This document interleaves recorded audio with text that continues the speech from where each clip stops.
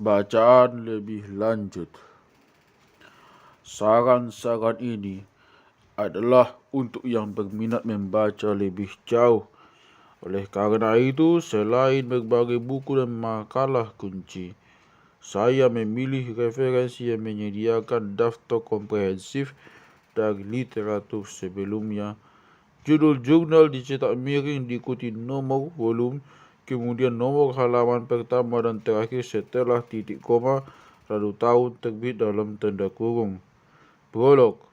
Salah satu referensi paling relevan untuk sebagian besar bab dalam buku yang adalah Kompendium Raksasa mengenai frekuensi gen manusia yang berjudul The History and Geography of Human Genes oleh L. Luca Cavalli Sforza, Paolo Menozzi, dan Albert Piazza, Princeton University Press 1994.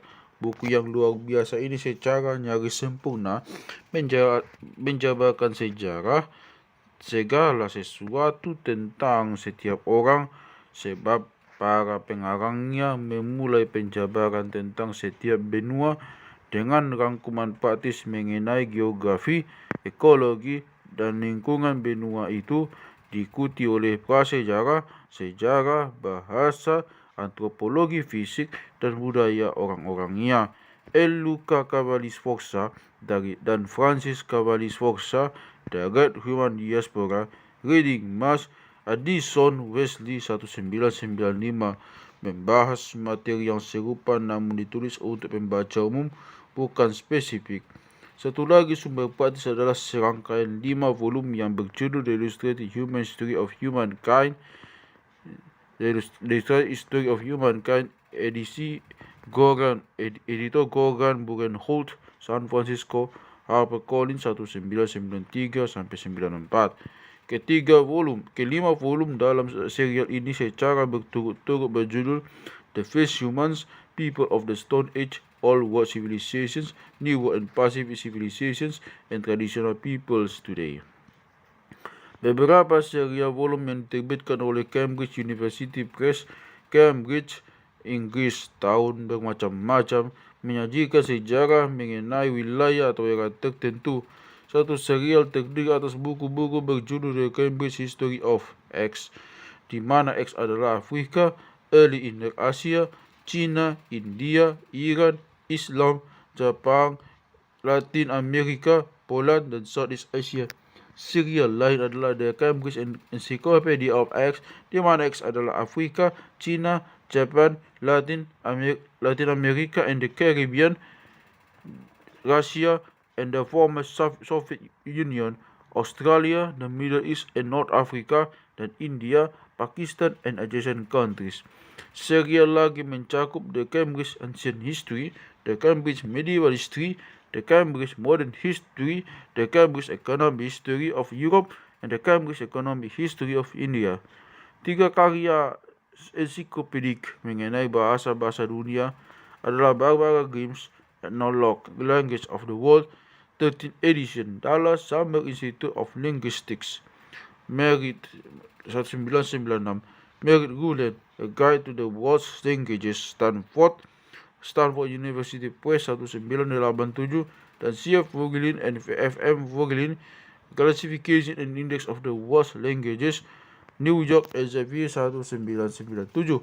Di antara pembandingan sejarah berskala besar, Arnold Toynbee, A Study of History, 12 volume, London University Press 1934-54, sungguh menonjol. Karya sejarah yang amat bagus mengenai peradaban Eurasia, terutama peradaban Eurasia Barat, adalah William McNeill, The Rise of the East, Chicago, University of Chicago Press 1991. Pengarang yang sama menulis A World History, New York University, Oxford University Press, yang terlepas dari judulnya juga berfokus pada peradaban Eurasia Barat. Demikian pula Vigor Don't Childe, What Happened in History, Rev. at Baltimore Penguin Books 1954.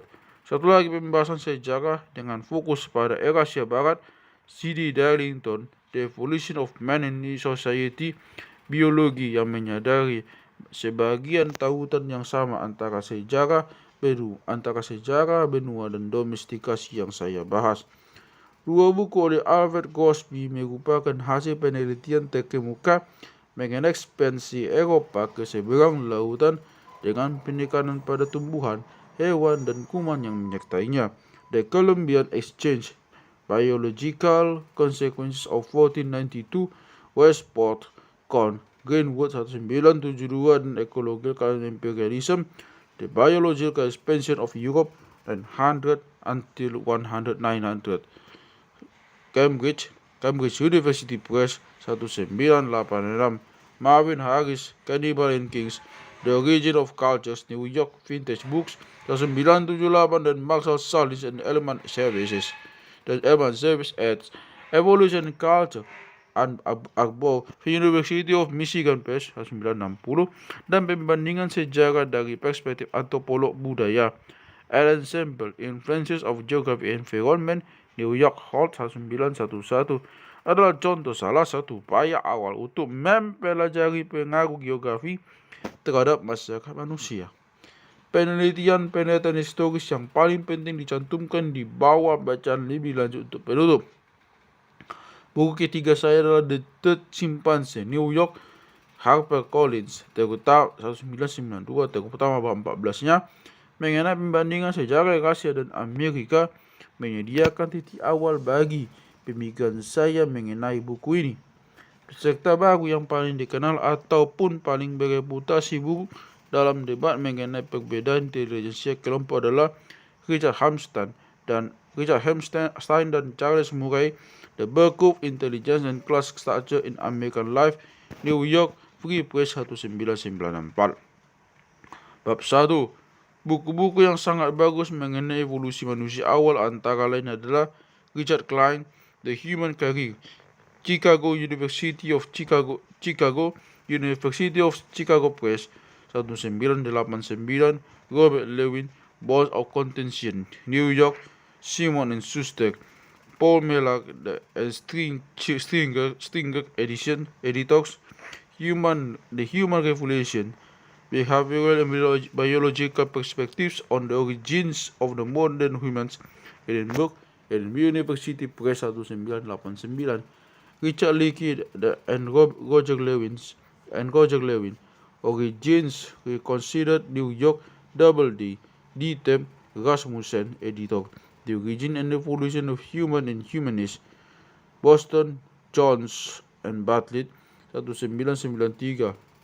Matthew Nitiki and Doris Nitiki, editors, Origins of Anatomical Modern Humans, New York, Plenum 1994, dan Chris Stringer and Robin Mickey, The African Exodus, London, Jonathan Cape 1996. 3 buku yang populer membahas orang-orang Neanderthal adalah Christopher Stinger and Clive Campbell, In Search of the Neanderthals, New York Times and Hudson 1993, Eric Trinkas and Pat Seaman, The Neanderthals, New York Nerve 1993, dan Jan Tattersall, The Last Neanderthal, New York Macmillan 1995. Bukti genetik asal muasal manusia adalah objek 2 buku oleh L. Luca Cavalli Sforza et al. Yang sudah disebutkan di bagian pembuka, dan bab 1 buku saya The Third Chimpanzee. 2 makalah teknis dengan kemajuan terbaru dalam hal bukti genetik adalah J.L. Mountain dan L. Cavalli Sforza, Inference of Human Evolution Through Claristic Analysis of Nucleic DNA Restriction Polymorphism, Proceedings of the National Academy of Sciences 91.26515 sampai 91.26515 strip 1994, dan D.B. Goldstein et al. Genetic Absolute Dating Based on Microsatellites and the Origin of Modern Humans, IBIT 92.2 6723 strip 27 1995. referensi untuk kolonisasi manusia di Australia, Papua, serta Kepulauan Bismarck dan Solomon, serta kepunahan hewan-hewan besar di sana, disantumkan di bawah bacaan lebih lanjut untuk bab 15. Khususnya tim Venery, The Future Eaters, New York, Brasiler, 1995. Membahas subjek itu dalam istilah-istilah yang jelas dan mudah dipahami, serta menjelaskan masalah-masalah dari klaim mengenai mamalia besar Australia yang sudah punah, namun dikatakan masih ada sampai belum lama ini. Bacaan standar mengenai kepunahan hewan-hewan besar pada kala Pleistosen akhir dan kala sekarang adalah Paul Martin and Richard Klein eds. Quaternary Extinctions, Tucson University of Arizona Press. Pembaruan yang lebih kini adalah Richard Klein, The Impact of Early People on the Environment, The Case of Large Mammal Extinctions, halaman 13-34 dalam J. A. Jacobson dan J. Viro, Human Impact on the Environment, Boulder, Westview Press, 1992 dan Anthony Swart, Mammalian Extinctions in the Late Pleistocene of Northern Eurasia and North America. Biological Renews 66.2.453 sampai 62.1991. David Steadman merangkum bukti terbaru bahwa gelombang kepunahan menyertai kemunculan hunian manusia di Kepulauan Pasifik dalam makalahnya Prehistoric Extinctions of Pacific Island Birds by University Myths Zooarchaeology, Science 267 1123 sampai 311995. Tulisan-tulisan populer tentang kemunculan hunian di Amerika, kepunahan mamalia besar yang menyertainya, dan kontroversi-kontroversi yang ditimbulkan adalah Brian Fagan, The Great Journey, The Peopling of Ancient America, New York Times and Hudson, 1987, dan bab 18 buku saja The Third Chimpanzee. Keduanya menyediakan banyak referensi lain. Ronald Carlisle ed. Americans Before Columbus, Ice Age Origins, Pittsburgh, University of Pittsburgh, mencakup satu bab oleh J. M. Arpocchio dan rekan-rekannya mengenai bukti pra-Clovis di situ Midcroft. Makalah-makalah oleh J. Franz Heinrich Gier, seorang ahli cakrawala Clovis, dan melaporkan mengenai situs-situs pra-Clovis, antara lain Contributions of Radiocarbon Dating to the Geochronology of the Peopling of the World, halaman 354-74 dalam R. Taylor, Long, dan R.S. Carr as Radiocarbon After 4 Decades, New York, Springer 1992, dan Clovis Folsom, Geochronology and Climate Change, halaman 219-36 dalam Olga Software and N.D. Praslov editions, From Kotensky to Clovis, Our Paleolithic Paleo-Indian Adaptations, New York Brandom, 1993.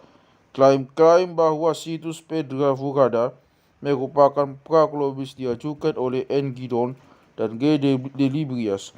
Carbon 14 dates point to man in the Americas 32,000 years ago.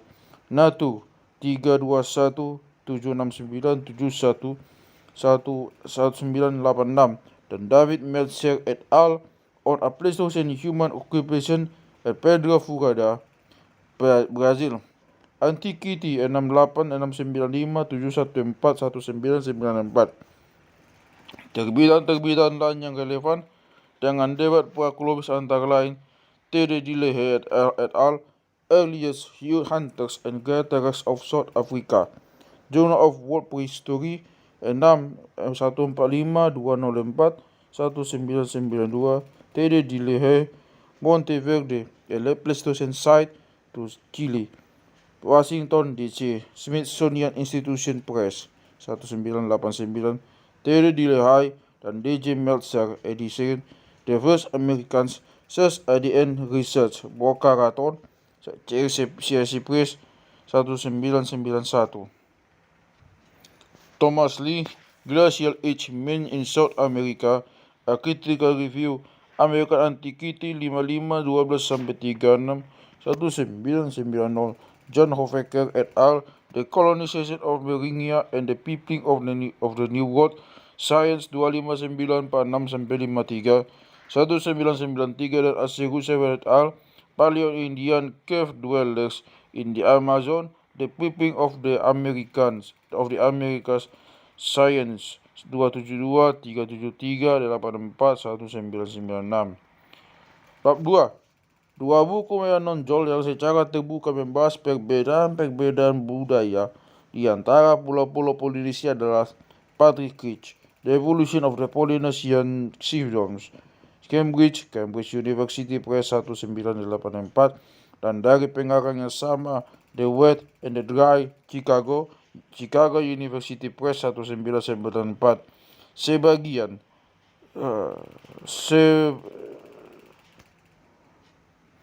Sebagian besar Peter Bellwood, The Polynesians, Rev. Ed. London, Thames and Hudson 1987, juga membahas masalah tersebut. Buku-buku bagus mengenai pulau-pulau Polinesia tertentu, antara lain Michael King, Moriori, Auckland Penguin 1989, mengenai Kepulauan Chatham, Patrick Kitch, Feather Gods and Fish Hooks, Honolulu, University of Hawaii Press 1985, mengenai Hawaii, Patrick Kitch and Marshall Sahlins, Anahulu, Chicago, University of Chicago Press 1992, juga mengenai Hawaii, Joan Van Tilburg, Easter Island, Washington DC, Smithsonian Institution Press 1994, dan Paul Bahn dan John Van G, Easter Island, London, Thames and Hudson 1992. Bab 3. Penjabaran saya mengenai penangkapan Atahualpa oleh Pizarro mengakomodasikan kesaksian pandangan mata oleh saudara-saudara Francisco Pizarro, Hernando Pizarro dan Pedro Pizarro, serta rekan-rekan Pizarro Miguel de Estate, Cristobal de Mena, Ruiz de Arce, dan Francisco de Ceres. Catatan-catatan oleh Hernando Pizarro, Miguel de Estate, dan Francisco de Ceres telah diterjemahkan oleh Clemens Markham. Reports on the Discovery of Peru, Hakluyt Society, 1st Sect, Volume 47, New York 1982. Catatan Pedro Pizarro oleh Philip Menz, Relations of the Discovery and Conquest of the Kingdoms of Peru, New York Cortes Society 1921. Sementara catatan Cristobal de Mena oleh Joseph Sinclair, The Conquest of Peru, as recorded by a member of the Pizarro Expedition, New York 1929. Catatan Ruiz de Arce dicetak ulang dalam Boletin de la Real Academia de Historia, Madrid 102, 327, 184, karya John Hemming yang bagus sekali. The Conquest of Incas, San Diego, Alcott Brest, Jovanovic 1970, memberikan penjabaran penuh mengenai penangkapan itu dan bahkan keseluruhan penaklukan tersebut dalam bibliografi yang ekstensif.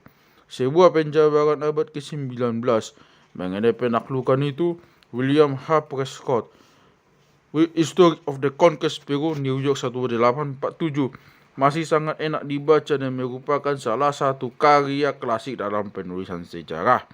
Penjabaran modern dan klasik abad ke-19 yang berkesesuaian mengenai penaklukan Aztec oleh Spanyol oleh Hugh Thomas, Conquest Montezuma, Cortes and the Fall of Old Mexico, New York, Simon and Schuster 1983, dan William Prescott, History of the Conquest of Mexico, New York 1843. Kesaksian pandangan mata kontemporer mengenai penaklukan Aztec ditulis oleh Cortes sendiri, dicetak ulang sebagai Hernando Cortes, 5 Letters of Cortes to the Emperor, New York, Norton 1969, dan oleh banyak rekan Cortes dicetak ulang dalam Patricia de Fuentes et de Conquistadors, Norman University of Oklahoma Press 1993. Bab 4 sampai bab 10, 4 sampai 10. Referensi untuk ke-7 bab mengenai produksi makanan digabungkan sebab banyak referensi yang digunakan untuk lebih daripada satu bab. 5 sumber penting, semuanya bagus sekali dan sangat fakta. Mengulik pertanyaan mengenai bagaimana produksi makanan berevolusi dari gaya hidup pemburu pengumpul, Ken Flannery, The Origins of the Agriculture, Annual Reviews of Anthropology 2271-310-1973, Jack Harlan, Gobs and Man, 2nd edition, Madison West, American Society of Agronomy, Richard McNeice, The Origins of Culture and Settled Life, Norman University of Oklahoma Press 1992, Darwin Rindos, The Origins of Agriculture and Evolutionary Perspective, San Diego Academy Press 1984, dan Bruce Smith, The Emergence of Agriculture, New York, Scientific American Library. Referensi-referensi bagus yang lebih tua mengenai produksi makanan secara umum antara lain 2 volume multi pengarang Peter Uko and G.W. Dimbley eds The Domestication and Exploitation of Plants and Animals, Chicago, Aldine 1969, dan Charles Reed, Origin of Agriculture, The Heart, Morton, K. 1977, Carl Sauer, Agriculture Origins and Dispersals, New York, American Geographical Society, adalah karya klasik awal dalam pembandingan produksi makanan dunia lama dan dunia baru. Sementara Isaac Geography of Domestication, Englewood Cliffs, N.J. Prentice Hall 1970, mengulik pertanyaan mengenai di mana, kapan, dan bagaimana domestikasi tumbuhan dan hewan terjadi. Di antara referensi spesifik mengenai domestikasi tumbuhan, Daniel Zohari dan Maria Hove, Domestication of Plants in the Old World, 2nd edition, Oxford University Press 1983, ada karya yang menonjol. Buku tersebut menyajikan penjabaran paling terperinci mengenai domestikasi tumbuhan yang tersedia bagi bagian dunia manapun.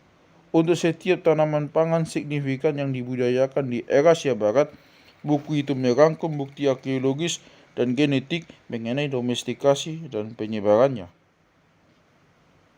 Di antara buku-buku multi pengarang penting mengenai domestikasi tumbuhan adalah J. Wesley Cowan and Betty Jo Watson eds The Origin of Agriculture, Washington DC, Smithsonian Institution Press 1992, David Harris and Gordon Hillman edition, Foraging and Farming, The Evolution of Plant Exploitation, London, Unwin Hyman 1989,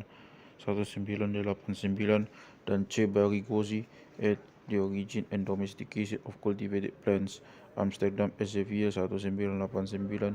Dua penjabaran populer yang sungguh memikat mengenai domestikasi tumbuhan adalah Charles Heiser, Jr. Seed to Civilization, The Story of Food, 3rd edition, Cambridge, Harvard University Press 1990, dan Of Plants and People, Norman University of Oklahoma Press 1985, Chestnut and W. Simmons at Evolution of Crop Plants, 2nd edition, London, Longman 1995, adalah volume referensi standar yang merangkum informasi mengenai semua tanaman pangan utama dan banyak tanaman pangan minor di dunia. 3 makalah yang sangat bagus dalam menjabarkan perubahan-perubahan yang secara otomatis berevolusi pada tumbuhan liar ketika dibudidayakan manusia. Mark Bumler and Roger Birney, The Ecological Genetics of Domestication and the Origins of Agriculture, Current Anthropology 32, 23, 54, 1991, Charles Heiser, Jr., Aspects of Unconscious Selection and the Evolution of Domesticated Plants, Physica 3777-81, 1988, dan Daniel Zohari, Models of Evolution in Plants Under Domestication, dalam W.F. Grant et Plant Biosystematics Montreal, Academic Press 1984, Mark Lumler, Independent Inventionism and Recent Genetic Evidence on Plant Domestication, Economic Botany 4698 111 1992 mengevaluasi bukti bagi domestikasi majemuk spesies-spesies tumbuhan liar yang sama bertentangan dengan muasal tunggal yang diikuti penyebaran di antara tulisan bertema luas yang berkaitan dengan domestikasi tumbuhan, karya referensi ensiklopedik standar mengenai mamalia liar dunia adalah Ronald Nowak et Walker's Mammals on the World, 5th edition, Baltimore, Johns Hopkins University Press, Juliet Clutton Block, Domesticated Animals from Early Times, London, British Museum Natural History, 1981, memberi kita rangkuman amat bagus mengenai semua mamalia penting hasil domestikasi, Il Mason et Evolution of Domesticated Animals, London, Longman, 1984, adalah volume multipengarang membahas tiap hewan terdomestikasi penting secara tersendiri. Simon Davis, The Archaeology of Animals, New Haven, Yale University Press, menyajikan penjabaran yang bagus mengenai apa yang bisa dipelajari dari tulang mamalia yang ditemukan di situs arkeologis. Juliet Clutton Brock at The Walking Ladder, London, Unwin Heman, menyajikan 31 makalah mengenai bagaimana manusia mendomestikasi, menggembala, memburu dan diburu oleh hewan-hewan di dunia. Satu buku komprehensif dalam bahasa Jerman mengenai hewan terdomestikasi adalah Wolf Herre dan Manfred Rochs, Haustiere Zoologische Gesellschaft, Stuttgart Fischer 1990, Stephen Budiansky, The Covenant of the Wild, New York, William Morrow 1992, adalah penjabaran populer mengenai bagaimana domestikasi hewan berevolusi secara otomatis dari hubungan antara manusia dan hewan. Sebuah makalah penting mengenai bagaimana hewan domestik jadi digunakan untuk membajak, transportasi, serta menghasilkan wool dan susu adalah Andrew Sherratt, Plough and Pastoralism, Aspects of Secondary Product Evolution, HAL 261305 dalam Ian Hodder et al. Eds Patent of the Past, Cambridge University Press 1981. Penjabaran tentang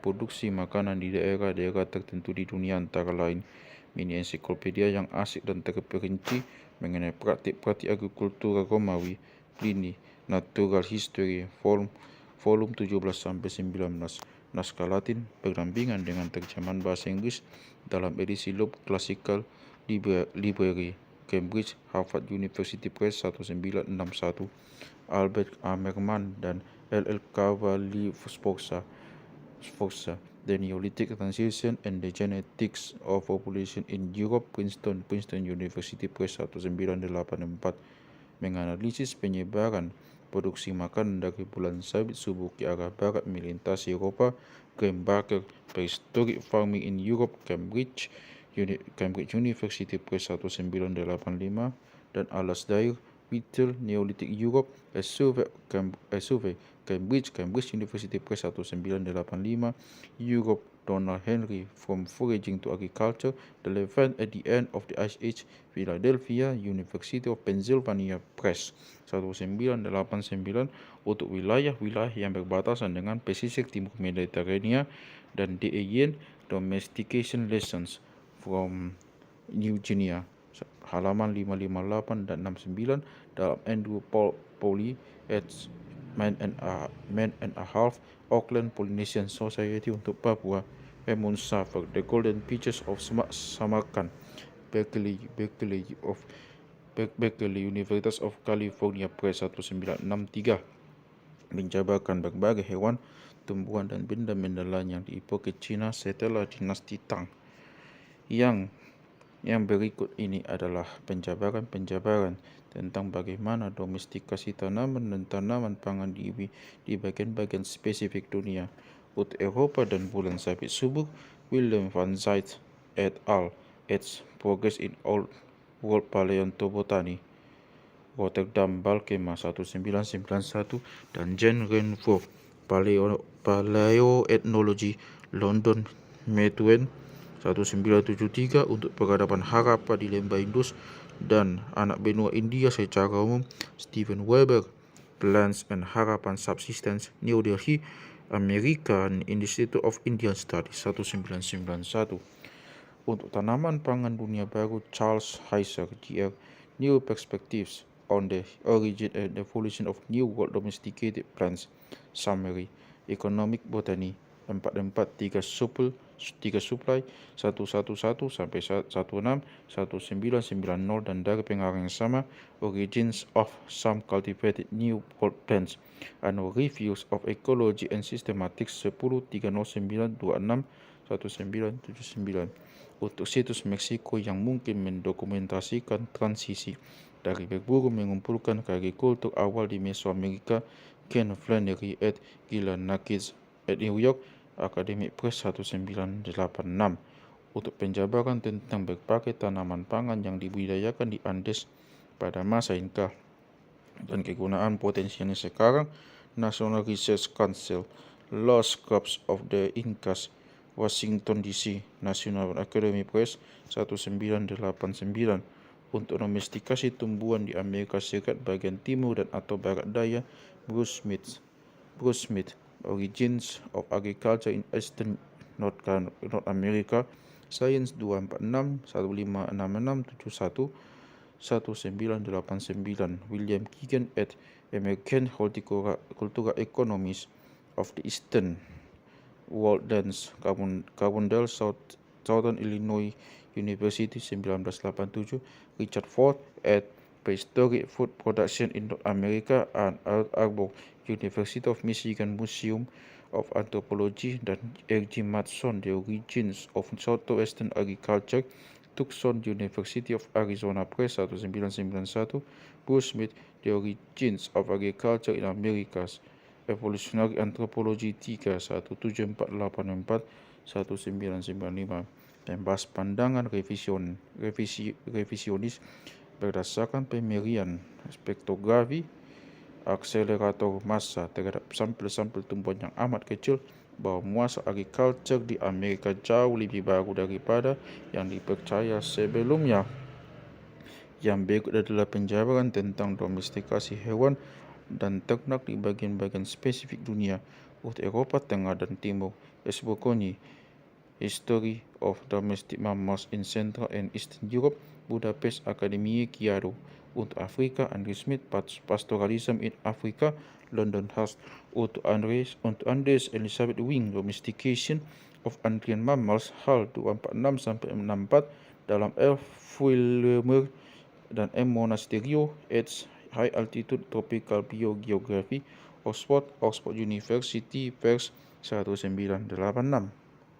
Referensi mengenai tanaman-tanaman pangan penting spesifik antara lain sebagai berikut: Sohlstrom et al. eds. Grass Systematics and Evolution, Washington DC, Smithsonian Institution Press 1987, adalah penjabaran komprehensif multi pengarang mengenai rumput, kelompok tumbuhan yang merupakan sumber padi-padian kita yang kini merupakan tanaman pangan terpenting di dunia.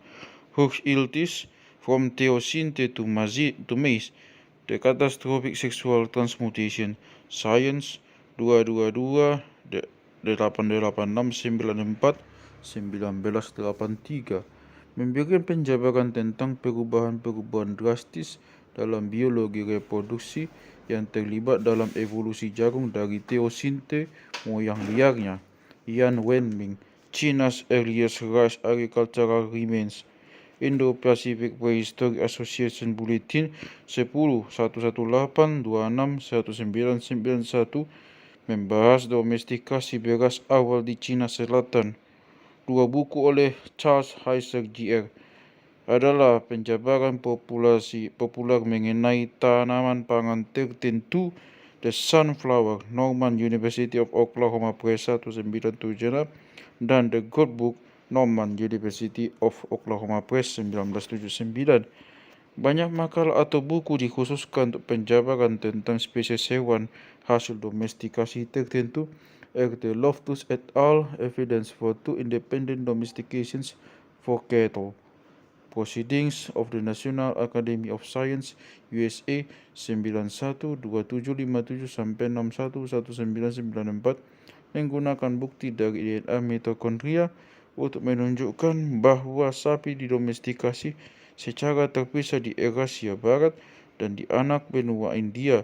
Untuk kuda, Juliet Clutton-Brock, Horsepower, Cambridge, Harvard University Press 1992.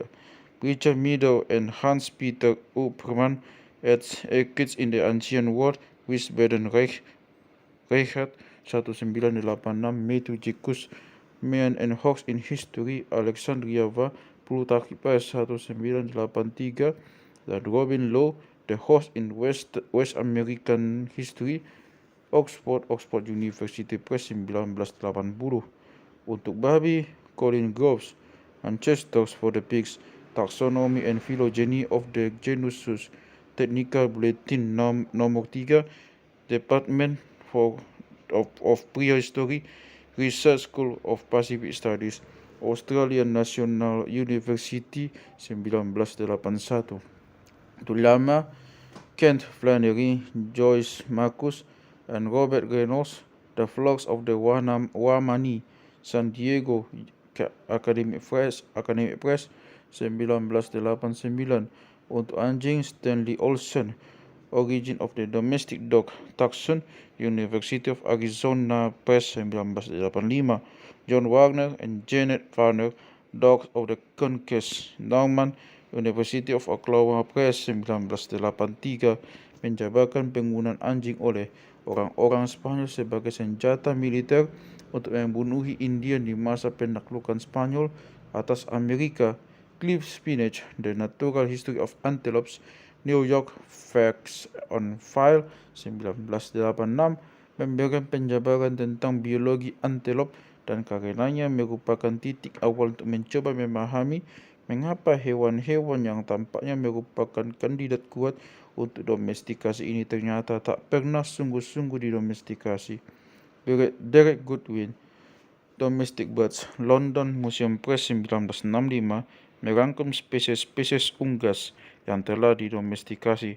Sementara R.A. Donkins, The Muscovy Duck, Carina Moscata Domestica, Rotterdam Balkema 1989, membahas satu dari hanya 2 spesies unggas yang didomestikasi di dunia baru.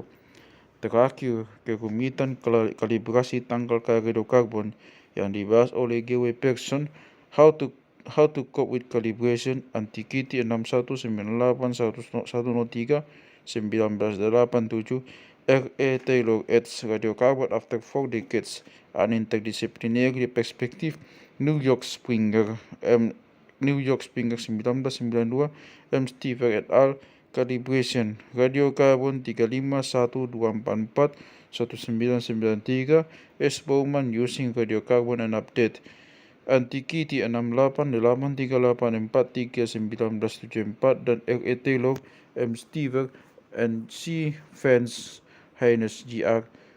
Calibration of Late Pleistocene Radiocarbon Timescale, Clovis and Folsom Age Estimates, Antiquity Vol 70 1996.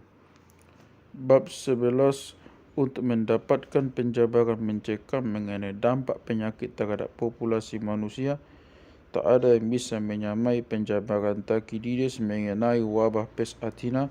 Dalam bukunya Perang Peloponnesia tersedia dalam banyak terjemahan. 3 penjabaran klasik mengenai penyakit dalam sejarah adalah Hans Sincer, Rats, Lies and History, Boston, Little Brown 1935, Gator Smith, A Plague on Us, New York, Commonwealth Fund 1941, dan William McNeill, Plagues and Peoples, Garden City NY, Doubleday 1976.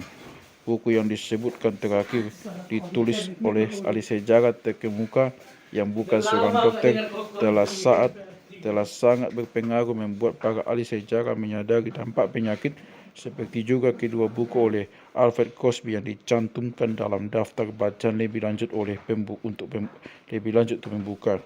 Friedrich Vogel and Arno Motusky, Human Genetics Second Edition, Berlin, Springer 1986. Buku ajak standar mengenai genetik manusia adalah referensi yang praktis mengenai seleksi alam populasi manusia gara-gara penyakit dan mengenai perkembangan resistensi genetik terhadap penyakit-penyakit tertentu. Roy Anderson dan Robert May, Infectious Disease of Humans, Oxford University Press 1992, adalah perlakuan matematis yang jelas mengenai dinamika penyakit, penularan dan epidemiologi. McFarlane, Burnett, Natural History of Infectious Disease, Cambridge University Press 1953, adalah karya klasik oleh seorang peneliti medis terkemuka, sementara Arno Cochrane, Man and Microbes, New York Putnam 1995, adalah penjabaran populer yang cukup baru. Berbagai buku dan artikel yang membahas spesifik mengenai evolusi penyakit menular manusia antara lain Aidan Cockburn, Infectious Disease, Their Evolution and Eradication, Springfield 3, Thomas 1967, karya pengarang yang sama, When Did Our Infectious Disease From Home, halaman 103-13, dalam Health and Disease in Tribal Societies, Chiba Foundation Symposium nomor 49 Amsterdam Elsevier 1977, George Williams and Randolph Desse, The Dawn of Armenian Medicine, Carter Lee, Reviews of Biology 66162-1991, dan Paul Ewalde, Evolution of Infectious Disease, New York, Oxford University Press 1994. Francis Black, Infectious Disease in Primitive Societies, Science 1875151811975, membahas perbedaan antara penyakit endemik dan akut dalam hal dampaknya terhadap dan terpeliharanya penyakit-penyakit itu dalam masyarakat kecil yang terisolasi. Frank Fender, Myxomavirus and Ornithologus Cuniculus, Two Colonizing Species, halaman 485-501, dalam H.G. Barker dan G.L. Stebbins eds. Genetic of Colonizing Species, New York Academy Press 1965, menjabarkan penyebaran dan evolusi virus Myxoma di antara kelinci Australia. Peter Panum, Observations made during the epidemic of measles on the Faroe Islands in the year 1846, New York American Public Health Association 1940, mengilustrasikan bagaimana kedatangan suatu penyakit epidemik akut dalam populasi non-resisten yang terisolasi dengan cepat membunuh atau membuat kebal seluruh populasi. Francis Black, Measles Endemicity in Insular Populations, Critical Community Size in its Evolutionary Implication, Journal of Theoretical Biology 1207-1966, menggunakan epidemi campak semacam itu untuk menghitung ukuran minimum populasi yang diperlukan sehingga campak terpelihara. Edward Dobson, The Population Biology of Parasite-Induced Changes in Host Behavior, Carter Reviews of Biology 63-1965-1988, membahas bagaimana parasit meningkatkan penularan mereka sendiri dengan mengubah perilaku inang mereka.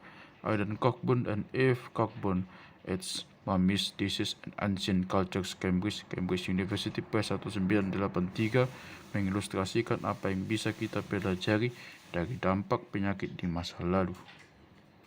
Mengenai penjabaran dampak penyakit terhadap populasi yang sebelumnya tak pernah terpapar penyakit, Henry Robbins, The Number Become Teens, Knoxville University of Tennessee Press 1983, mengumpulkan bukti bagi pandangan bahwa penyakit-penyakit yang dibawa oleh orang-orang Eropa membunuh sampai 95% penduduk asli Amerika.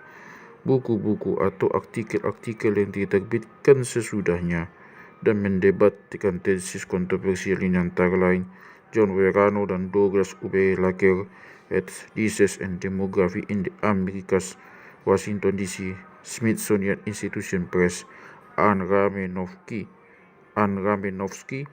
Vectors of Death, Albuquerque, University of New Mexico Press, 1987, Russell Thornton, American Indian Holocaust and Survival, Norman University of Oklahoma Press, 1987, dan Dan Snow, Microchronology and Demographic Evidence Relating to the Size of the Pre-Columbian North American Indian Population, Science 268 1601 4195. Dua penjabaran depopulasi yang disebabkan oleh penyakit-penyakit yang dibawa orang-orang Eropa di antara populasi Polinesia Hawaii adalah David Stannard. Before the horror, the population of Hawaii on the eve of Western contact. Honolulu, University of Hawaii Press, 1989, dan O.A. Bushnell, The Gifts of Civilization, Germs and Genocide in Hawaii, Honolulu, University of Hawaii Press, 1983. Kepunahan yang nyaris menimpa orang-orang Eskimo Sademute gara-gara epidemi disentri di musim dingin 1902-3 dijabarkan oleh Susan Rowley, The Sademute Mysteries or Misunderstood, halaman 361-84, dalam David Morrison and Jean-Luc Pilon H. Threads of Arctic Prehistory, Hull, Canadian Museum of Civilization, 1994. Fenomena sebaliknya, kematian orang-orang Eropa akibat penyakit-penyakit yang dijumpai di seberang lautan dibahas oleh Philip Curtin, Death by Migration, Europe's Encounter with the Tropical World in the 19th Century, Cambridge University Press, 1989. Di antara penjabaran tentang penyakit-penyakit spesifik, Stephen Morse at Emerging Viruses, New York, Oxford University Press, 1993, berisikan banyak bab berharga mengenai penyakit-penyakit akibat virus baru pada manusia. Demikian juga Mary Wilson et al. At Disease in Evolution, Annals of the New York Academy of Sciences, Vol 740, New York, 1995. Referensi untuk penyakit-penyakit lain antara lain yang berikut. Untuk wabah pes, Colin McEvery, Bubonic Plague, Scientific American 2582 11823, Hamilton, 1966.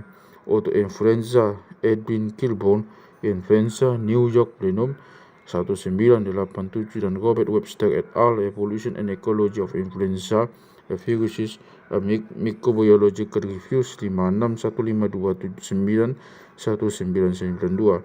Untuk penyakit lain, Alan Barbour and Ruldan Fish, The Biological and Social Phenomenon of Lyme Disease, Science 260 1610 1993, dan Alan Steer, Lyme Disease, a Growing Threat to Urban Populations, Proceeding of the National Academy of Sciences, 91237883. Untuk hubungan evolusioner parasit malaria manusia, Thomas McCutcheon et al. Evolutionary Relatedness of Plasmodium Species as Determined by the Structure of DNA, Science 225-811-11-1984, dan A.P. Waters et al. Plasmodium falciparum appears to have arisen as a result of lateral transfer between avian and human hosts. Proceedings of the National Academy of Sciences, 88-3140 44-1991. Untuk hubungan evolusioner virus campak, Norby et al. Is rinderpest virus the virus of the morbillivirus genus Intervirology, 23-228-32 1985, dan Kate Murray et al. A morbillivirus that causes fatal disease in horses and humans, Science 268-9495, Science 268-9497-1995. Untuk pertussis, dikenal juga sebagai batu rejan, Gross et al. Genetics of Pertussis Toxin, Molecular Biology 3119241989. Untuk cacak api, Donald Hopkins, Princess and Peanuts, Smallpox in History, Chicago University Press, Chicago University of Chicago Press 1983, F. Boffel dan M.R. Chakravarty, ABO, Blood Groups and Smallpox in the Rural Population of West Bengal and Bihar, India, Human Genetics 3/1966 dan artikel saja, A Pox Upon Our Genes, Nature Stories 992-2630-1990. Untuk cacar monyet, penyakit yang berkerabat dengan cacar, Zdeněk Ježek dan Frank Venner, Human Monkeypox, Basil Karger 1988. Untuk sifilis, Claude Kettle, History of Syphilis, Baltimore, Johns Hopkins University Press 1990. Untuk tuberkulosis, Guy Humans Tuberculosis, Philadelphia, Saunders 1979. Untuk klaim bahwa tuberkulosis manusia ada di kalangan penduduk asli Amerika sebelum kedatangan Columbus yang mendukung Wilmer Salo et al. Identification of Mycobacterium tuberculosis DNA in a pre-Columbian Peruvian mummy, Proceedings of the National Academy of Sciences 91-2091-94-1994 yang menentang William Stead et al. When did Mycobacterium tuberculosis infection first occur in the New World?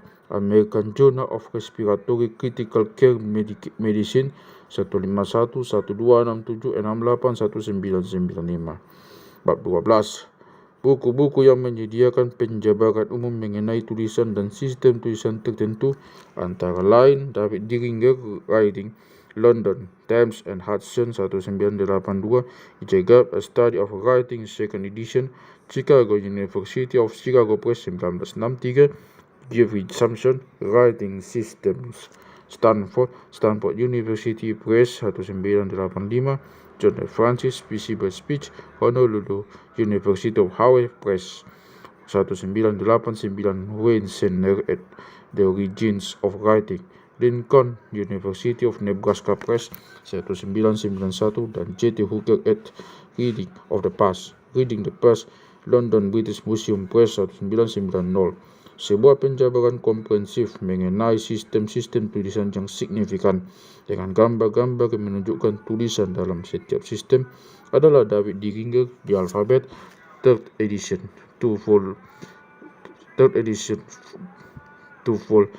London, Hodgkinson 1968, J. Goody, The Domestication of the Savage Man, Cambridge University Press 1977, dan Robert Logan, The Alphabet Effect, New York, Morrow 1986, membahas dampak pembelak aksara secara umum dan alfabet secara khusus. Penggunaan awal tulisan dibahas oleh Nicholas Poskett et al. The Evidence of Early Writing, Utilitarian or Ceremonial Antiquity 69, 459-80-1955. Penjabaran menarik mengenai pemecahan irisan-tulisan yang sebelumnya tidak terbaca diberikan oleh Maurice Pope, The Story of Decipherment, London, Thames and Hudson 1975, Michael Breaking the Maya Code, New York, Thames and Hudson 1992, John Chadwick, The Decipherment of Linear B, Cambridge University Press 1992, Yves Duhocq, Thomas Palaima, dan John Bennett Edge, Problems in Decipherment, Loven, Lanier, Peters 1989, dan John Justeson and Terence Kaufman, The Decipherment of AP Olmec Hieroglyphic Writing, Science 259-17-11-1993. Dua volume karya Dennis Smart Besserat, P for Writing, Austin University of Texas Press 1992. Menyajikan rekonstruksi kontroversialnya atas muasal tulisan Sumeria dari simbol-simbol tanah liat secara selama nyaris 5.000 tahun. Hans Nielsen et al. At Archive Bookkeeping, Chicago, University of Chicago Press 1994, menjabarkan lempeng-lempeng Mesopotamia yang merepresentasikan tahap terawal tulisan paku. Joseph Nave, Early History of the Alphabet, Leiden, Brill 1982, melacak kemunculan alfabet di wilayah-wilayah Mediterania Timur. Alfabet Ugarit yang luar biasa adalah objek tulisan Gernot Winfur, The Cuneiform Science of Ugarit, Journal of Near Eastern Studies 2948-51, 1970, Joyce Marcus, Mesoamerican Writing Systems, Propaganda, Myths, and History in Ancient Civilizations, Princeton University Press 1992, dan Elizabeth Boone and Walter Mignolo, Writing Without Words, Durham, Duke University Press 1994, menjabarkan perkembangan dan penggunaan sistem-sistem tulisan Mesoamerika. William Botts, The Origin and Early Development of the Chinese Writing System, New Haven, American Oriental Society 1994, dan oleh penulis yang sama Early Chinese Writing, World Archaeology 17/420-36, 1986, menjabarkan hal-hal yang sama untuk Cina. Terakhir, Janet Klosmer, Sequoias Gift, New York, HarperCollins 1993, adalah penjabarannya yang bisa dibaca oleh anak-anak, namun sama menariknya untuk orang dewasa, mengenai pengembangan silabari Cherokee oleh Sequoia. Bab 13. Sejarah terperinci standar mengenai teknologi termuat dalam History of Technology sebanyak 8 volume oleh Charles Singer et al. Oxford Clarendon Press 1954-84. Karya sejarah sepanjang 1 volume ada yang ditulis oleh Donald Caldwell, The Fontana History of Technology, London, Fontana Press 1994, Adaptasi Technology in World Civilization, Cambridge Myth Press 1990, dan Trevor Williams, The History of Invention, New York Facts on File 1987, Abu Hanan, The Power of Machine, London Penguin Books 1994, adalah buku sejarah pendek mengenai teknologi yang berfokus pada abad-abad setelah 1700 Masehi.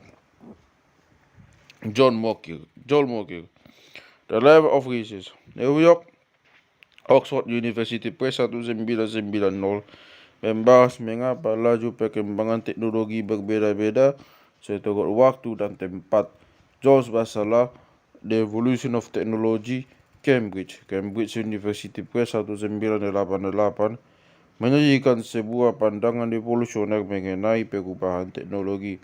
Everett Rogers, Diffusion on Innovation 3rd edition, New York Free Press 1983, merangkum penelitian modern mengenai transfer inovasi, termasuk papan kritik QWERTY. David Holloway, Stalin and the Bomb, New Haven, Yale University Press 1994, membeda sumbangsi relatif penyalinan cetak biru, penyebaran gagasan spionase, serta penciptaan mandiri bom atom Soviet. Penjabaran regional menonjol tentang teknologi antara lain adalah Serial Science and Civilization in China oleh Joseph Needham, Cambridge University Press. Yang kelima volumenya dalam 16 bagian telah diterbitkan sejak 1954, dengan selusin bagian lagi akan diterbitkan nanti. Ahmad Al-Hasan dan Donald Hill, Islamic Technology, Cambridge University Press 1992, dan K.D. White, Greek and Roman Technology, London, Thames and Hudson 1984, merangkum sejarah teknologi untuk budaya-budaya tersebut. Dua contoh gamblang mengenai masyarakat yang cukup terisolasi dan mengadopsi serta lantas mencampakkan teknologi yang berpotensi bermanfaat dalam kompetisi dengan masyarakat lain adalah pencampakan senjata api oleh Jepang setelah mereka adopsi pada 1543 Masehi, dan pencampakan armada laut yang besar oleh Cina setelah 1433 Masehi. Kasus yang pertama dijabarkan oleh Noel Perrin, Giving Up the Gun, Boston Hall 1979, sementara yang kedua oleh Luis Levates, When China Ruled the Seas, New York, Simon and Schuster 1994. Sebuah esai berjudul The Disappearance of Useful Arts, halaman 190 sampai 210, dalam WHB Reverse Psychology and Ethnology, New York, Harcourt Brace 1926, memberikan contoh-contoh serupa di antara para penduduk Kepulauan Pasifik. Artikel-artikel mengenai sejarah teknologi bisa ditemukan dalam jurnal catur bulan Technology and Culture diterbitkan oleh The Society for the History of Technology sejak 1959.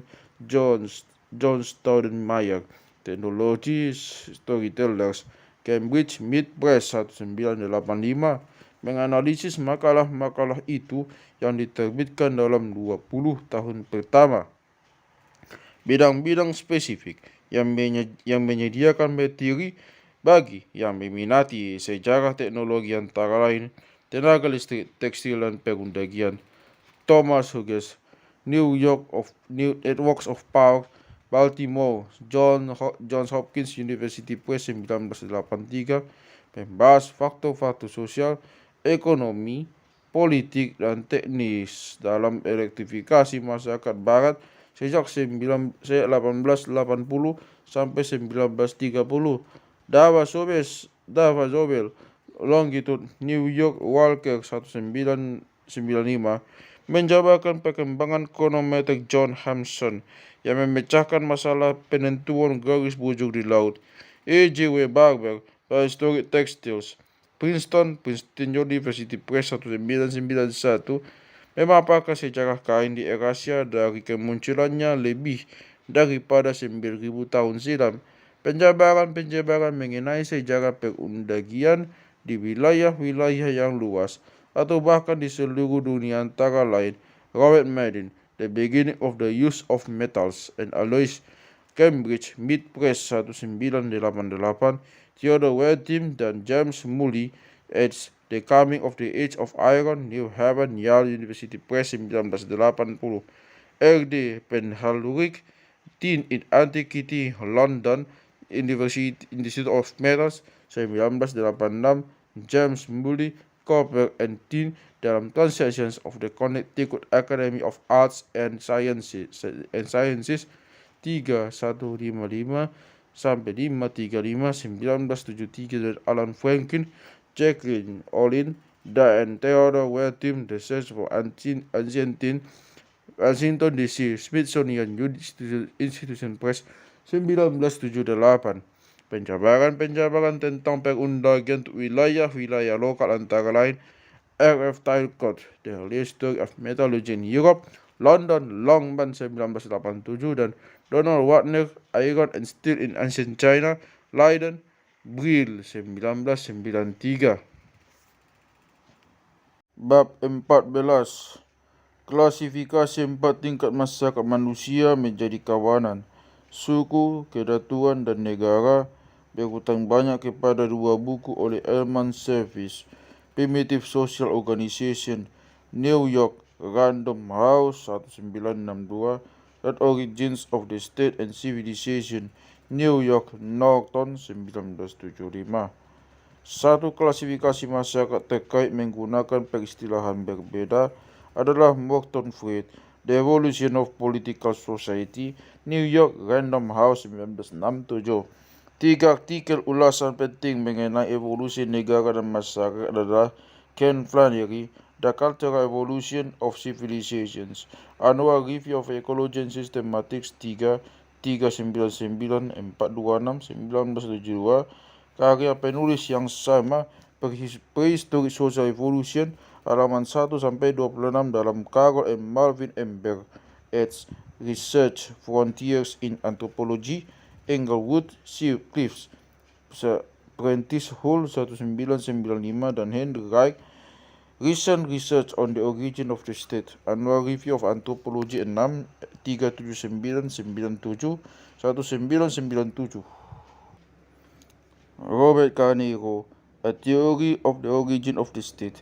Science 1697733 sampai 38 1970 mengajukan bahwa negara muncul melalui peperangan di bawah kondisi-kondisi di mana tanah bersifat membatasi secara ekologis.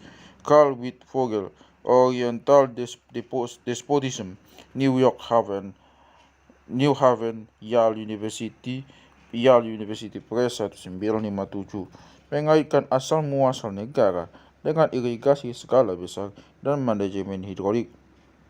3 esai dalam On the Evolution of Complex Studies of Complex Society oleh William Sanders, Henry Wright, and Robert Adams, Malibu, Undena 1984, menyajikan pandangan yang berbeda-beda mengenai asal muasal negara. Sementara Robert Adams, The Evolution of Urban Society, Chicago Aldine 1966, mengkontraskan asal muasal negara di Mesopotamia dan Mesoamerika. Di antara penelitian mengenai evolusi masyarakat di bagian-bagian dunia tertentu, sumber-sumber untuk Mesopotamia antara lain Robert Adams, Heartland Cities, Chicago, University of Chicago Press 1987, G.N. Postgate, Early Mesopotamia, London Routledge 1992, dan untuk Mesoamerica, Richard Blanton et al., Ancient Mesoamerica, Cambridge University Press 1981, Joyce Marcus and Ken Flannery, Zapotec Civilization, London, Thames and Hudson 1966, untuk Andes, Richard Berger, David and the Origins of Andrian Civilization, New York, Thames and Hudson 1992, dan Jonathan Hush et al. The Origins and Development of the Andean State, Cambridge University Press 1987, untuk Kedatuan Amerika, Robert Denan dan Carlos Urin at Chiefdoms in the Americas, Lanham, MD, University Press of America 1987. Untuk masyarakat Polinesia, buku-buku yang dicantumkan di bawah bab 2. Dan untuk negara Zulu, Donald Morris, The Washing of Spears, London, Jonathan Keefe 1966. Bab 15. Buku-buku yang membahas prasejarah Australia sekaligus Papua antara lain Alan Thorne dan Robert Raymond, Men on the Rim, The Peopling of the Pacific, North Wright, Angus and Robertson 1989, J. Peter White and James O'Connell, A Prehistory of Australia, New Guinea and Sahul, Sydney Academic Press 1982, Jim Alien et al., Ed Sunda and Sahul, London Academic Press 1977, Emma Smith et al., Ed Saul in Review, Canberra Australia National University 1983, dan Tim Flannery, The Future Ethics, New York, Brazilian 1995. Buku pertama dan ketiga di antara buku-buku ini juga membahas sejarah Kepulauan Asia Tenggara. Penjarahan terbaru mengenai sejarah Australia sendiri adalah Josephine Flood, Archaeology of the Dreamtime, F.Ed. Sidney Collins 1989. Sejumlah makalah kunci tambahan mengenai prasejarah Australia adalah Rhys Jones, The Fifth Continent, Problems Concerning of the Human Colonization of the Australia, Annual Reviews of Anthropology 8, 445, 66, 1979, Richard Roberts et al., Thermoluminescence Dating of 50,000 years old Human Occupation Site in North Australia, Natu 345-153-56190, dan Jim Alien and Simon Holdaway, The Contamination of Pleistocene Radiocarbon and Determinations in Australia, Antiquity 691112, Robert Attenborough and Michael Alpers eds Human Biology in Papua New Guinea, Oxford Clarendon Press 1992, merangkum arkeologi maupun bahasa dan genetik Papua. Mengetahui prasejarah Melanesia Utara, Kepulauan Bismarck dan Solomon, di sebelah timur laut dan timur Papua. Diskusi bisa ditemukan dalam buku-buku yang dikutip di atas oleh Thorney dan Raymond, Flannery dan Allen et al. Makalah-makalah yang menyatakan bahwa Melanesia telah diduduki sejak lebih lama, antara lain Stephen Wicker dan Matthew Space. Pleistocene Human Occupation of the Solomon Islands, Melanesia. Antiquity 62703-61988. Jim Allen et al. Pleistocene dates for the human occupation of New Ireland, Northern Melanesia, NATO 331-707-91988. Jim Allen et al. Human Pleistocene adaptations in the tropical island Pacific. Recent evidence for New Ireland, a greater Australian outlier. Antiquity 63548-611989 dan Christina Pavlitz and Chris Gosden 35,000 years old 35,000 year old sites in the rainforest of West Britain, Papua New Guinea. Antiquity 68-604-10-1994. Referensi mengenai ekspansi Austronesia di sekitar pesisir Papua bisa ditemukan di bawah bacaan lebih lanjut untuk bab 17. Dua buku mengenai sejarah Australia setelah kolonisasi Eropa adalah Robert Hughes' The Fatal Shore, New York North 1987, dan Michael Cannon, The Exploration of Australia, Sydney, Reader's Digest 1987. Orang-orang aborigin Australia sendiri merupakan objek dalam Richard Broome, Aboriginal Australianus Sydney, Alien and Unwin, dan Henry Reynolds, Frontier, Sydney, Alien and Unwin. Salah satu karya sejarah yang biasa terperinci mengenai Papua dari rekaman tertulis paling awal sampai 1902 adalah karya 30 oleh Arthur Wichmann, Entdeckungsgeschichte von New Guinea, Leiden, Brill 1909-12. Sebuah penjabaran yang lebih pendek dan lebih enak dibaca adalah Gavin Suter, New Guinea, The Last Unknown, Sydney, Angus and Robertson 1964. Bob Connolly dan Robin Anderson, First Contact, New York Viking 1987. Dengan mengharukan menjabarkan perjumpaan pertama orang-orang dataran tinggi Papua dengan orang-orang Eropa. Untuk penjabaran terperinci mengenai bahasa Papua bukan Austronesia di Papua, lihat Stephen Wurm, Papuan Languages of Oceania, Tübingen, Gunther Nahr 1982, dan William Foley, The Papuan Languages of New Guinea, Cambridge University Press 1986. Sementara mengenai bahasa-bahasa Australia, lihat Stephen Wurm, Languages of Australia and Tasmania, Den Haag, Morton 1972, dan R.M.W. Dixon, The Languages of Australia, Cambridge University Press 1982. Literatur pengantar yang baik mengenai domestikasi tumbuhan dan asal-muasal produksi makanan di Papua bisa ditemukan dalam Jack Golson, Bulnair Phase 2, Early Agriculture in the New Guinea Highlands, halaman 484-91, dalam Andrew Powley at Man and a Half Auckland Polynesian Society 1991, dan The Asian Polynesian Cultivars and Cultivars, The Question of Origin, halaman 67-95, dalam Paul Cox dan Sandra Banach at Islands and Polynesians, Portland, Dioscorides Press 1991. Berbagai artikel dan buku dikhususkan untuk masalah menarik mengenai mengapa kunjungan niaga orang-orang Indonesia dan penduduk pulau di Selat Torres ke Australia hanya menghasilkan perubahan budaya teratas sisi McKnight, Makassans and Aborigines New Oceania 42283321 membahas kunjungan orang-orang Makassar sementara The Walker at Bridge and Barrier, The Natural and Cultural History of Torres Strait, Canberra, Australian National University 1972 membahas koneksi di Selat Torres.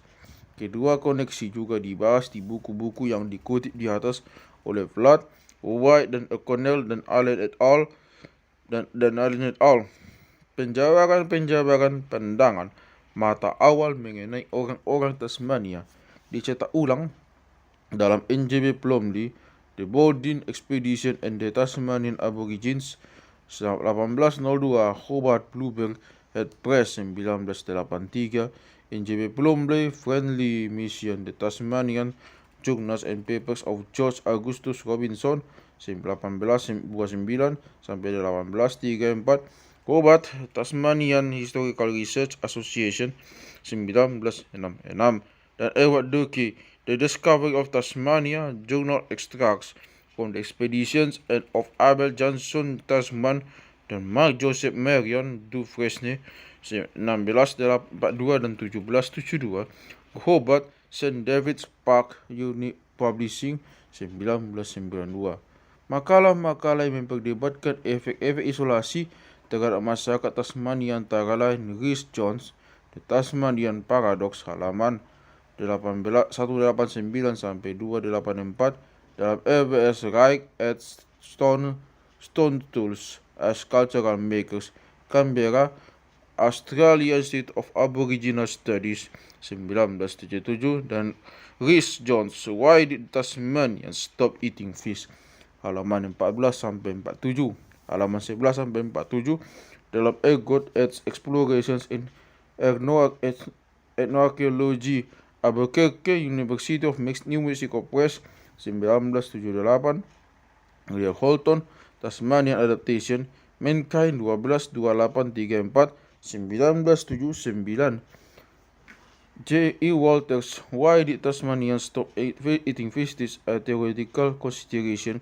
Artifact 6 71-1981 dalam Rhys Jones, Tasmanian Archaeology, Annual Reviews of Anthropology 24-23-46-1995, hasil-hasil ekskavasi arkeologi Robin Sim di Pulau Flinders dijabarkan dalam artikelnya Prehistoric Human Occupation on the King and Fourdono Island Regions, Bass Street, halaman 358 sampai 74 dalam Marjorie Sullivan et al.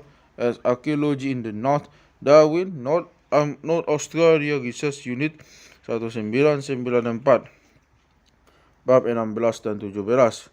Sebagian bacaan yang relevan dengan bab ini dicantumkan dalam bab-bab sebelumnya, antara lain mengenai produksi makanan Asia Timur bab 4 sampai 10, tulisan Cina bab 12 dan teknologi Cina bab 13, serta Papua dan orang-orang Bismarck dan Solomon secara umum bab 15.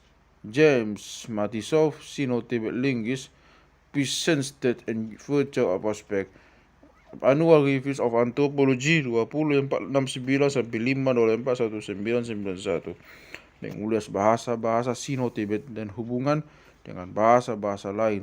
Takeru Akazawa dan Emur Satsmari as Prehistoric Mongol Dispersals, Oxford University 1996, dan Dennis Adler, Recent Developments in the Study of Human Biology in China, Review Human Biology 64-56785 1992, membahas bukti mengenai hubungan dan penyebaran orang-orang Cina atau Asia Timur.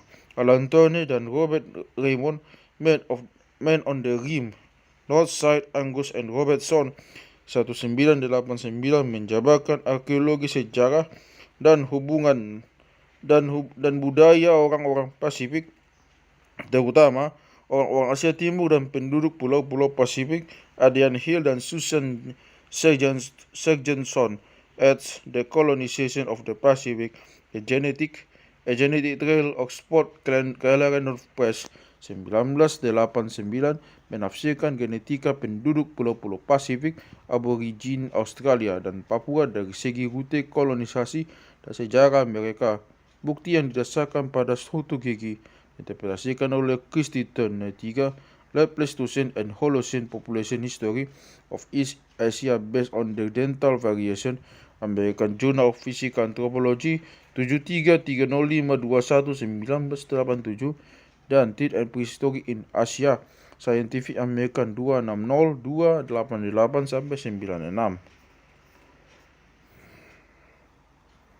Di antara penjabaran-penjabaran regional mengenai arkeologi, China dibahas oleh Guang Chichang,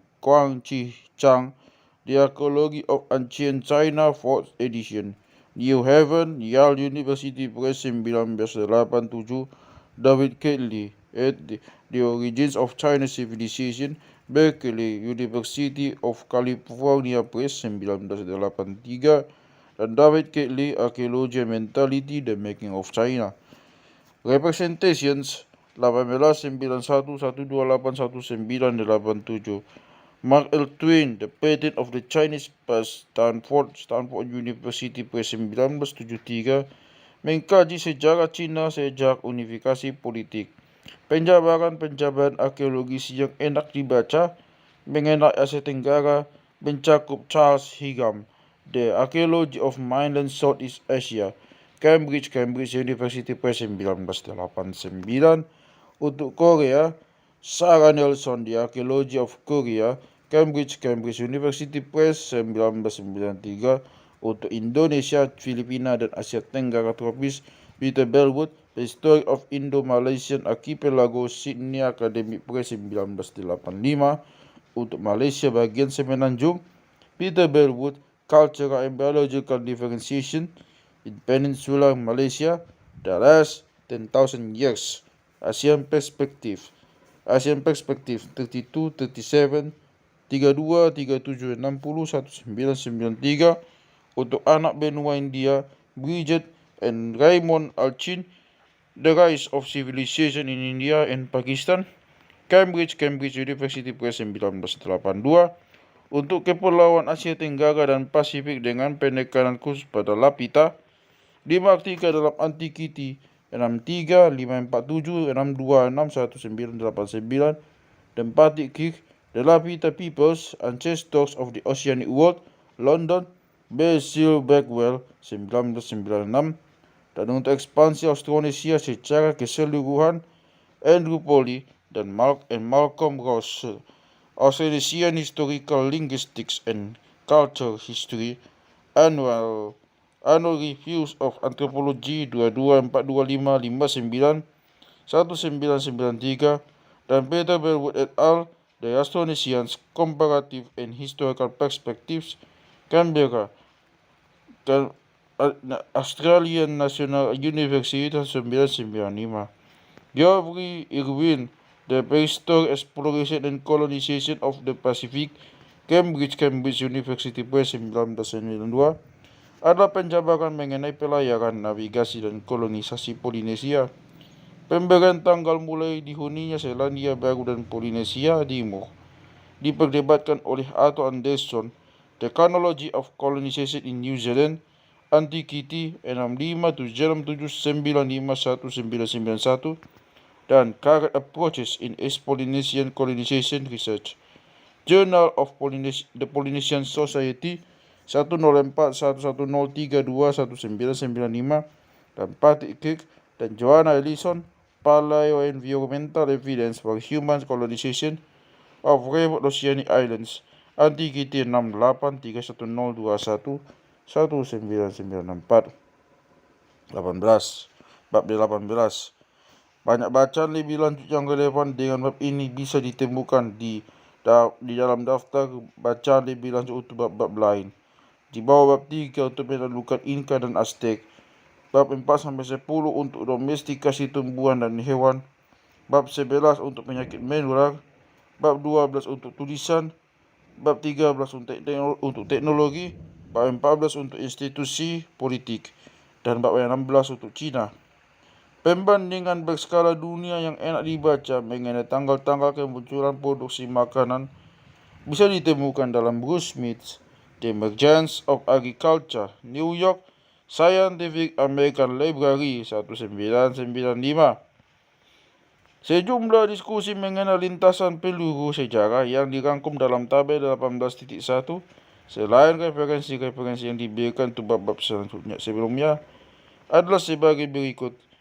Untuk Inggris, Timothy Darwin, Prehistoric Britain, London Basford 1987.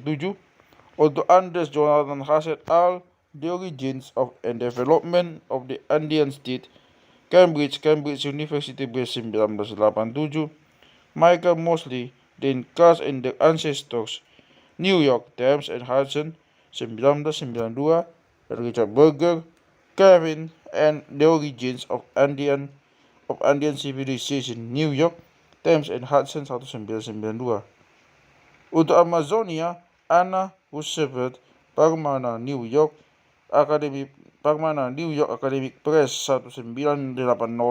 Dan Anna Roosevelt et al. Eight Millennium Pottery from a Prehistoric Cell Maiden in the Brazilian Amazon, Science 254 1621 24 1991.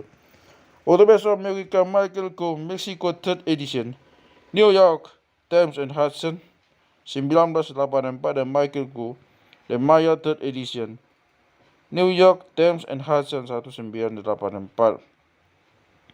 Untuk Amerika Serikat bagian timur, Fincas Steponaitis, Prehistoric Archaeology in the Southeastern United States 1970 sampai 1985. Annual Reviews of Anthropology 15 363 404 1986. Bruce Smith, The Archaeology of the Southeastern United States, from Dalton to De Soto 10,500 until 500 BP. Advances in World Archaeology 5 1 sampai 92. William Keegan et Emergent Horticultural Economies of the Eastern Woodlands, Carbondale, Southeastern Illinois University 1987. Bruce Smith, Origins of Agriculture in Eastern North America, Science 246 156671. 1980. Bruce Smith, The Mississippian Emergence, Washington DC, Smithsonian Institution Press 1990. Dan Judith Benz, The Archaeology of Southeastern United States, San Diego Academic Press 1994. Referensi padat mengenai penduduk asli Amerika di Amerika Utara adalah Philip Cooper, The Smithsonian Book of North American Indians Before the Coming of the Europeans, Washington DC, Smithsonian Institution Press 1986. Bruce Smith, The Origins of Agriculture in the Americas, Evolution dari Antropologi 3174 sampai 841 995. Membahas kontroversi mengenai dini tidaknya tanggal kemunculan produksi makanan dunia baru. Siapapun yang cenderung percaya bahwa produksi makanan dan masyarakat dunia baru dibatasi oleh budaya atau psikologi penduduk asli Amerika sendiri, bukan karena keterbatasan spesies yang liar yang tersedia, untuk mereka domestikasi, harus membaca 3 penjabaran mengenai transformasi masyarakat Indian Great Plains karena kedatangan kuda, Frank Rowe, The Indian in the House, Norman, University of Oklahoma Press 1955. John Ewers, The Blackfeet Raiders on the Northwestern Plains, Norman, University of Oklahoma Press 1958. Dan Ernest Wallace dan A. Adamson Hobel, The Comacas Lords of the South Plains, Norman, University of Oklahoma Press 1986. Di antara diskusi-diskusi mengenai penyebaran famili-famili bahasa yang terkait dengan kemunculan produksi makanan, karya kelas untuk Eropa adalah Albert Ammerman dan L. Cavalli Sforza, The Neolithic Transition and the Genetics of Population in Europe, Princeton University Press 1984. Sementara Peter Bellwood, The Astonishing Dispersal and the Origins of Languages, Scientific American 265-188-931-1991 melakukan hal yang sama untuk wilayah Australasia. Penelitian yang menyebutkan contoh-contoh dari seluruh dunia adalah 2 buku oleh L. Cavallis Forza et al. Dan buku oleh Merritt Rowland yang dicantumkan sebagai bacaan lebih lanjut untuk pembuka. Kedua buku dengan interpretasi yang saling bertentangan mengenai ekspansi Indo-Eropa menjadi pengantar bagi literatur kontroversial tersebut. Colin Renfrew, Archaeology and Language, The Puzzle of Indo-European Origins, Cambridge University Press, 1987, dan J.P. Mallory, In Search of the Indo-Europeans, London, Thames and Hudson, 1989. Sumber-sumber mengenai ekspansi Rusia melintasi Siberia adalah George Lantzev dan Richard Pierce. Sword to Empire, Montreal, McGill Queen's University Press, 1973, dan W. Bruce Lincoln, The Conquest of a Continent, New York Random House 1994. Sementara untuk bahasa-bahasa asli Amerika, pandangan mayoritas yang mengakui banyak famili bahasa terpisah, contohnya Lil Campbell dan Marian Mitun, The Languages of Native America, Austin, University of Texas, 1979. Pandangan yang bertentangan yang mengelompokkan semua bahasa penduduk asli Amerika selain bahasa-bahasa Eskimo Aleut dan Nadini menjadi famili Amerind, disajikan oleh Joseph Greenberg, Language in the Americas, Stanford University Press, 1987, dan Merritt Rowland, A Guide to the World's Languages, Volume 1, Stanford University Press, 1987.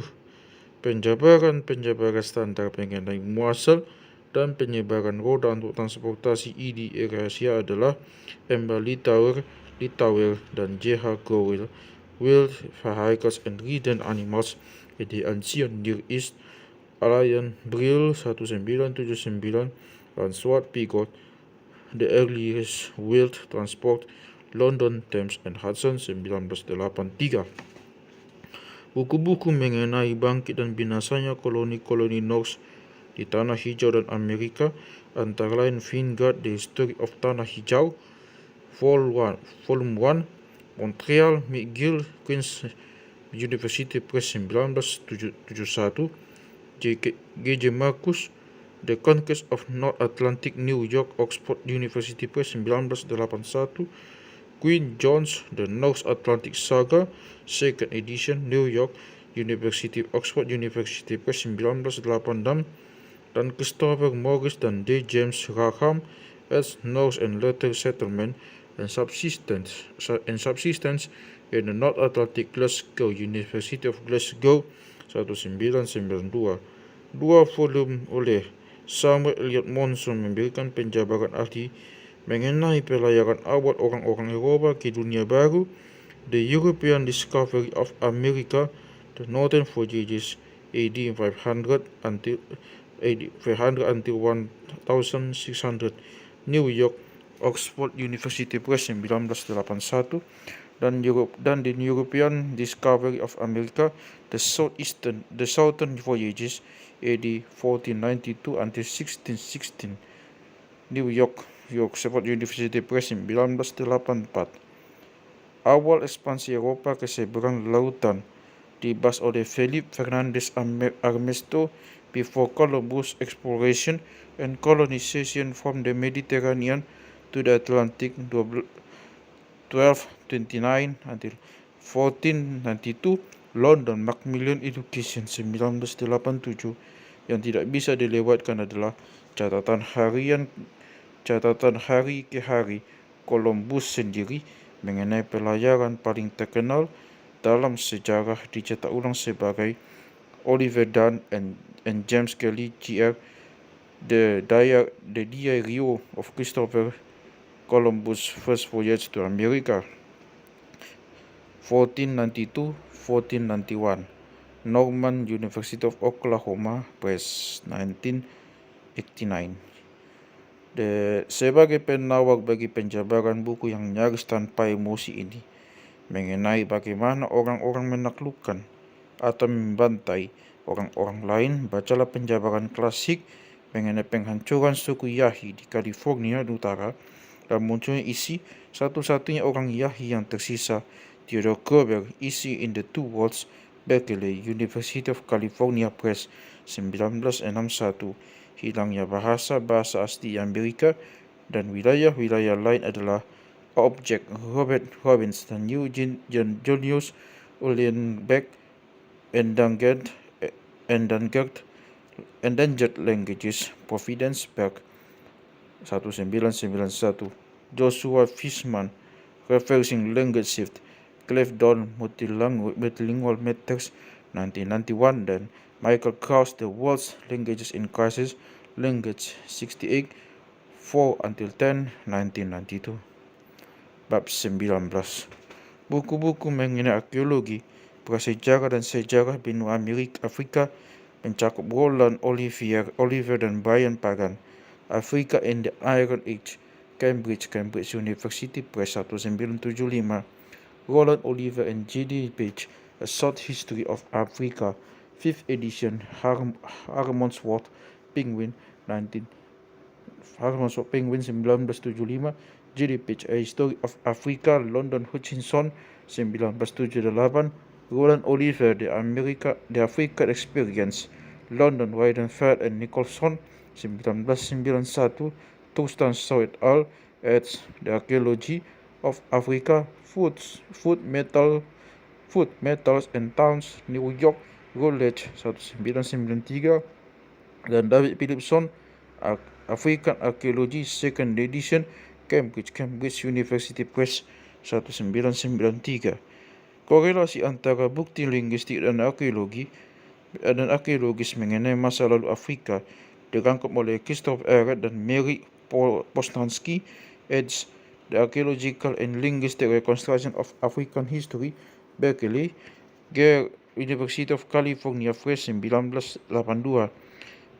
Peran penyakit dibahas oleh Gerald Hardwick dan K. David Patterson, Its Disease in African History, Durham, Duke University Press, 1978. Sementara mengenai produksi makanan, bahan bacaan lebih lanjut yang dicantumkan untuk bab 4-10 membahas Afrika. Yang juga bagus adalah Christopher Ehret on the Antiquity of Agriculture in Ethiopia, Journal of African History, 161. Journal of African History, 20-16177, 1979. J. Desmond Clark and Stephen Brandt, From Hunters to Farmers, The Causes and Consequences of Food Production in Africa, Berkeley, University of California Press, 1984. Art Hansen dan Delia Macmillan, eds. Food in Sub-Saharan Africa, Boulder, Colorado, 1986. Fred Wendorf et al. Saharan Exploitation of Plant, 8,000 Years BP, NATO, 359-721-24, 1992. Andrew Smith, Pastoralism in Africa, London, Hus, 1992. And Andrew Smith, Origin and Spirit of Pastoralism in Africa, Annual Reviews of Anthropology, 21-125-411-1992. Untuk informasi mengenai Madagaskar, 2 titik awal adalah Robert Dewar dan Henry Wright, The Cultural History of Madagascar, Journal of World Prehistory, 7-4176-1993. Dan Pierre Ferrin, The History of Civilization in North Madagascar, Rotterdam, Balkema, 1986.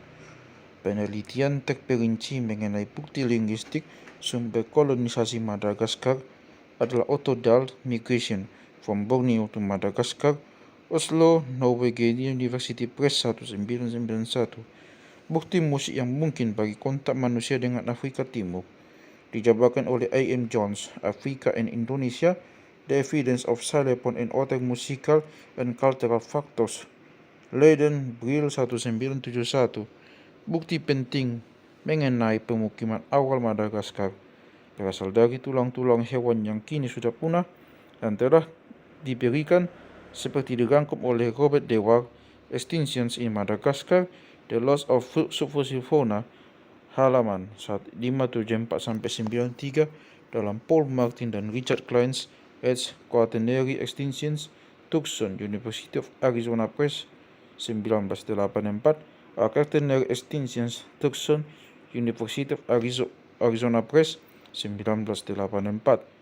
Temuan fosil menakjubkan terjadi sesudahnya, dilaporkan oleh R.D.A. McPhee dan David Burney. Dating of modified femora of extinct dwarf hippopotamus from southern Madagascar, Journal of Archaeological Science, 1865-706, 1991.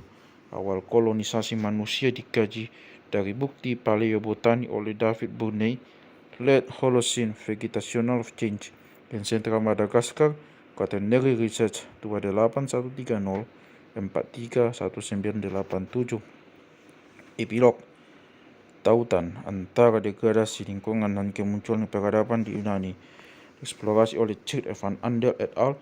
5000 Years of Land Use and Abuse in the Southern Argolid, Hesperia 5510328, 1986.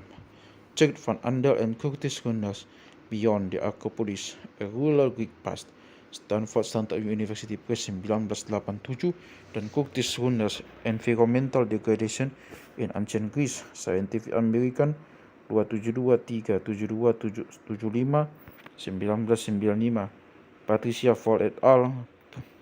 Fossil Hyraxmidins from the Middle East, A Record of Paleovegetation and Human Disturbance, halaman 408-27 dalam Julio Betancourt et al. eds. Packard Meadens, Tucson, University of Arizona Press, 1990. Melakukan hal yang sama untuk kemunculan Petra. Begitu juga Robert Adams, Heartland of Cities, Chicago, University of Chicago Press, 1981, untuk Mesopotamia. Interpretasi menantang mengenai perbedaan antara sejarah Cina, India, Islam dan Eropa disajikan dalam A.L. Jones, The European Miracles Second Edition, Cambridge University Press, 1987. Louis Levaris, Rencana Rule Disease, New York, Simon and Schuster, 1994, menjabarkan perebutan kekuasaan yang menyebabkan pencekalan armada harta karun Cina. Bacaan-bacaan lebih lanjut di bab 16 dan 17 menyediakan referensi lain bagi sejarah Cina awal. Dampak pastoralis nomaden Asia Tengah terhadap peradaban kompleks para petani bermukim di Eurasia dibahas oleh Bennett Bronson, The Role of Barbarians in the Fall of States, halaman 196-218 dalam Norman Yoffie and George Cowgill edition, The College of Ancient States and Civilizations, Tucson, University of Arizona Press, 1988. Relevansi yang mungkin antara teori chaos dengan sejarah dibahas oleh Michael Sermer dalam makalah Exorcising Laplace Demon, Chaos and Anti-Chaos, History and Meta-History, History and Theory 345981. Makalah Sermer juga menyediakan bibliografi untuk kejayaan papan ketik QWERTY. Begitu pula Everett Rogers, Diffusion of Innovations, 3rd edition, New York Free Press, 1983. Kesaksian pandangan mata mengenai kecelakaan lalu lintas yang nyaris merenggut nyawa Hitler pada 1930 bisa ditemukan dalam memoir Otto Wagner, salah seorang penumpang dalam mobil Hitler. Munculnya memoirnya itu telah disunting oleh Henry Turner Jr. menjadi buku Hitler Memoirs of a Confidant, New Haven, Yale University Press, 1978. Turner langsung berspekulasi mengenai apa yang mungkin terjadi sebenarnya, apa yang mungkin terjadi seandainya Hitler tewas pada 1930 dalam bab karyanya Hitler's Impact on History. Dalam David Wetzel Edition, German History, Ideas, Institutions, and Individuals, New York, Braille 1996. Banyak buku terkemuka karya para ahli sejarah yang berminat pada masalah-masalah sejarah jangka panjang, antara lain Sidney Hook, The Hero in History, Boston Beacon Press, 1983, Patty Gardiner Edition Theories of History, New York Free Press, 1959, Fernand Braudel, Civilization and Capitalism, New York Harper and Row, 1979, Fernand Braudel on History, Chicago, University of Chicago Press, 1980, Peter Novick, The Novel Dream, Cambridge University Press, 1988, dan Henry Hobhouse, Forks of Charles, London, Sedgwick and Jackson, 1989. Sejumlah tulisan oleh ahli biologi Ernest Mayr membahas perbedaan-perbedaan antara sains dan historis, dan non-historis dengan pendekan utama kepada kontras antara biologi dan fisika. Namun banyak hal yang dikatakan Mayr juga berlaku untuk sejarah manusia. Pandangannya juga bisa dibaca dalam karyanya Evolution and Diversity of Life, Cambridge Harvard University Press, 1976, bab 25, dan Towards a New Philosophy of Biology, Cambridge Harvard University Press, 1988, bab 1-2. Metode-metode yang digunakan para epidemiolog untuk menarik kesimpulan sebab akibat mengenai penyakit-penyakit manusia tanpa harus menjalankan eksperimen laboratorium terhadap manusia, dibahas dalam naskah-naskah epidemiologi standar.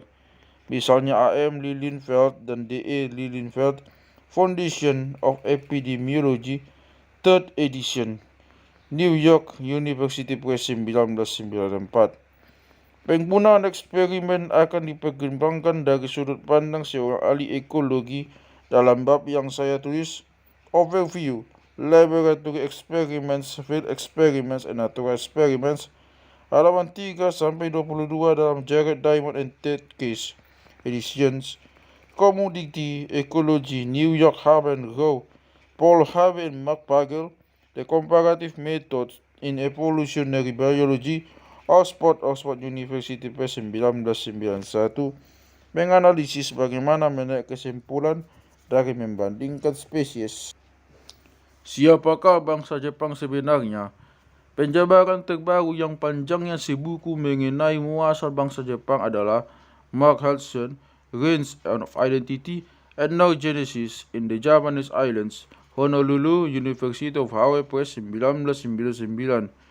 Di antara penjabaran terkemuka yang lebih dahulu adalah C. Melvin Aikens dan Takayasu Higuchi, Prehistory of Japan, New York Academic Press, 1982, dan Keiji Imamura, Prehistoric Japan, New Perspectives on Insular East Asia, Honolulu, University of Hawaii Press, 1996. Untuk penjabaran yang berkesesuaian mengenai Korea, lihat Sarah Miles Nielsen, The Archaeology of Korea, Cambridge University Press, 1993. Sementara buku Hudson berkonsentrasi pada waktu sampai negara Jepang muncul, sejarah Jepang dari pembentukan negara sampai zaman modern adalah fokus Edwin Resauer, Japan, The Story of a Nation, 3rd edition, Tokyo Tuttle, 1981, Konrad Todman, Early Modern Japan, Berkeley University of California Press, berkonsentrasi pada tahun-tahun 1568 sampai 1868. Pandangan Korea mengenai sumbangsih Korea terhadap muasal negara Jepang ditawarkan oleh Won Tak Hong, Package of Korea and the Origin of Yamato Japan, Seoul, Kudara Internasional, 1994.